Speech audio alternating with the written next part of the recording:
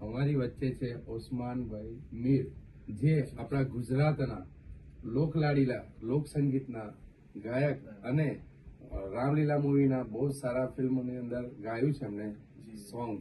અને અમારી મૂવીમાં બલાક એન્ડ મહેશ્વરી ફિલ્મ પ્રોડક્શન નીચે હેઠળ સોંગ ગાઈ રહ્યા છે. અને અમારું સુપરહિટ મૂવી થાય એ માટે અમે એમને સજેસ્ટ કર્યા છે.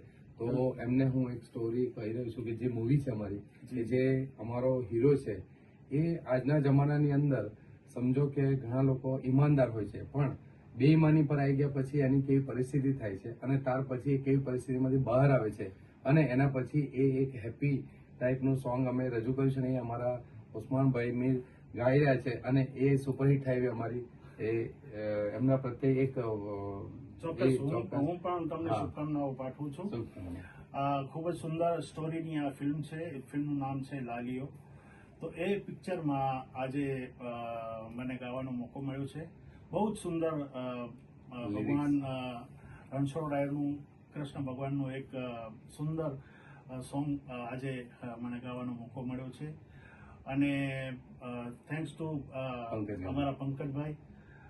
અને આપ સૌને પણ ખૂબ મજા આવશે, કારણ કે આ ગીત એટલું રિધમેટિક છે અને એટલા સુંદર શબ્દોનું છે. અને આપ સૌ આ ગીત માણશો એટલે તમને એમ થશે કે ના, આના ઉપર તો આપણે રમવું જોઈએ. તો એવું એક સુંદર મજાનું ભગવાન કૃષ્ણનું એક રાસ ગીત છે.